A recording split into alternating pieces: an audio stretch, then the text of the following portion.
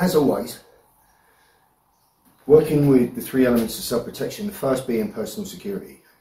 So I want good awareness, good radar, ability to recognise pre-threat key behaviour before it manifests, so that I can see it early and avoid it. See it, leave it. That's the best bet. Best self-protection of all. If not, when I'm approached, then I want to cultivate good de-escalation communication skills so I can get myself removed. If not, and now I try to leave and the person steps in front of me, arresting my movement, you're now likely to be forced into a physical dynamic. Here the two further elements of self-protection belong, both physical. Proactive use of force, or you wait and it's a reactive use of force. Or worse than that, you had no awareness whatsoever and you were ambushed, so you're forced into a reactive use of force. So if you're forced into using the physical, then the ideal is that you are proactive. And that might be shove the person and run, it might be slap them, it might be strike, continue to attack until they're down, it might be put them in some kind of restraint. Regardless of what it is, you're doing something before they do something. That's the ideal. Now, if we look at that in a physical sense, you see, in an unarmed sense, is about shutting down a computer quickly, disrupting consciousness. So if you're working from a non-violent posture where you're trying to de-escalate, it's not working, you try to leave and he steps in front and arrests your movement. Now, this posture is your platform to launch your preemptive assault. In the best world, you're going to hit with one shot, attach to the subject, control their descent because they're already unconscious. But we all know that life isn't ideal. Anything that can go wrong will go wrong. So you want to plan your entry. So in anything you do in life, there's a beginning, a middle and an end. Blitzkrieging through somebody would be the beginning, would be what I enter with, what we call the entry. What I hit with preemptively is my entry. Then if there's a necessity to continue, I'm going to gain an attachment, I'm going to continue striking. This would be the middle part of the beatdown. If from there the subject proves, still difficult and on his feet, well now I'm going to continue with a low-line assault, take the subject to the floor and finish with my feet.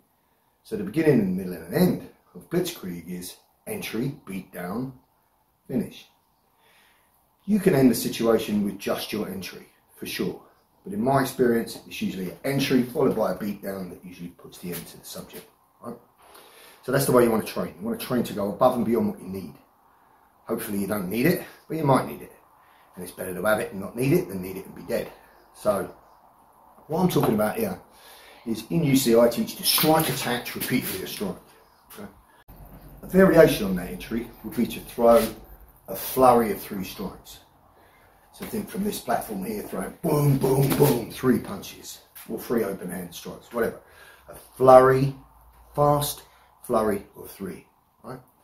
Now, if you land those shots, chances are you land the first one, boom, head snap back, person's already semi-conscious and stumbling, and you're going to land the other 2 in quick succession before the hands come up. That's the likelihood if you're fast and you're accurate. You surprise, speed and violence of action, you can end it with that. What I would seek to do once I've thrown those 3 shots, if the person's reeling back, is gain an attachment. So now that if I need to follow up, I can, but I'm also in a position to control their descent. This is also a useful way if you're in a confined space and there's a wall behind the subject. So the flurry of 3 is going to blast him into the wall. Now I'm going to grab him, follow up should I need to, or control his descent as he slides down the wall. So the purpose of this is cultivating from a fence structure a fast flurry of 3. Right? Now you might throw your first shot followed by your second shot, followed by your third shot, and the person's already fucking out or falling backwards and downwards on that first shot, and your next 2 just hit air. Well, still job done, man down, right? But practicing this fast flurry of 3 as an entry will buy you a follow-up. So it's a good tactic to employ. So if you think about boxing, so I'm a southpaw, so from here, this would be a jab and a cross. So this would be a 1-2, right? Well, if I throw the rear hand first, this would be a 2-1. So a flurry of 3 would be 2-1-2. Yeah? You might kind of angle that as a hook, so it might be cross, hook, cross. Yeah? Or it might just be palm blitz, rear palm, lead palm, rear palm. Or it might be an eye blitz, rear, lead, rear.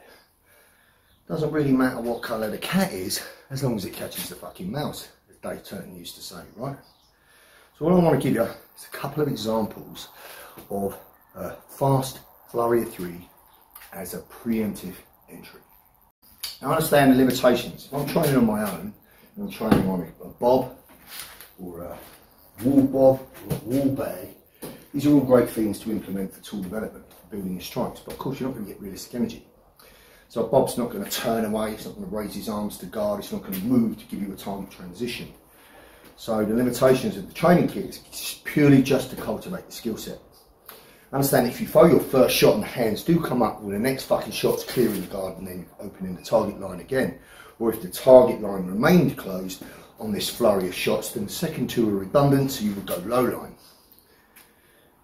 Myriad of options are possible, but if you get this right, so you work from a non-aggressive posture, you are non-telegraphic, you employ economy of motion, and going literally from nothing to everything, you will land your shots. There's a high probability you will land your shots now. As long as you hit with depth and on target, you should get a result from them shots.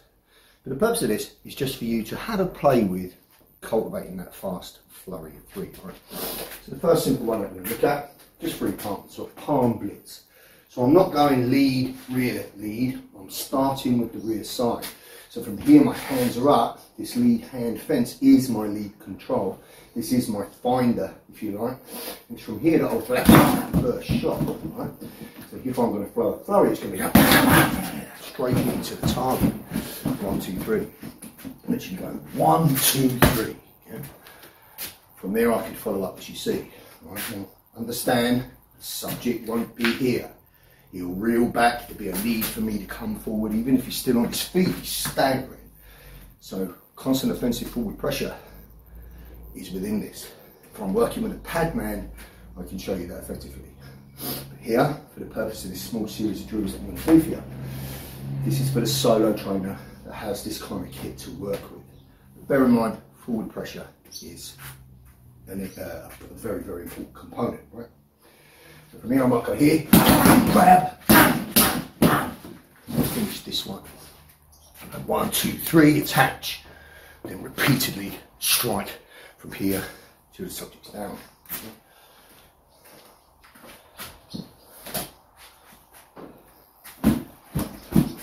Another nice combination, if you're this kind of close, your closing distance as you strike will be 2, 1, elbow. Yeah? So I might throw 2, 1, and then elbow comes in after that. Might be open hand, might be closed fist. I'm going rear, lead, rear again. Yeah, so using that idea from here.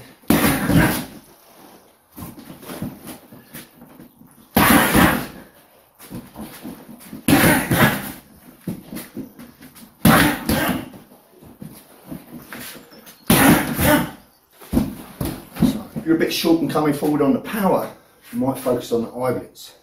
So eye blitz is very good for women, very good for people of small frame, good for like teenagers, even youngsters and kids.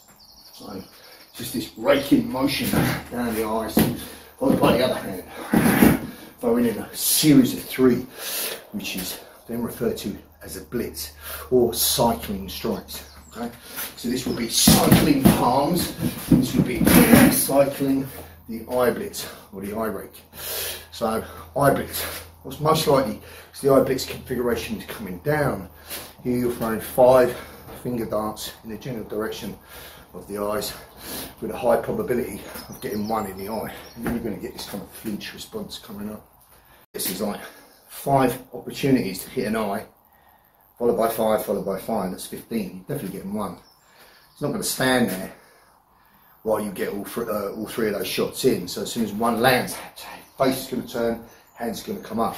So the way this is configured is, if the hands come up now, this next hand clears the guard, so it opens the target again. From here I'm going to go to impact anyway. Right? So if I've gone here, here, I'm clear the line, elbow to follow up. So in all cases, after this fast flurry of 3, I'm going to attach if the subject's still on his feet, and I'm going to follow up with main artillery. Right? So in the case of cross, lazy hook, cross, I'm going to grab and then repeatedly throw the cross. Case of palm, blitz, I'm going to grab, repeatedly throw the palm. In the case of rear, lead, elbow, I'm going to grab and repeatedly elbow or repeatedly strike from there. In case of eye blitz, I'm going to grab, then hammer, elbow, and of course go low if I need to. Right. So one example might be for the eye blitz, so cover that and clinch, boom, boom, with the knees for a low line follow up. This is an example of a fast entry, a fast flurry of 3 to get the target on the heels, or not totally down or out, followed by an attachment and following up.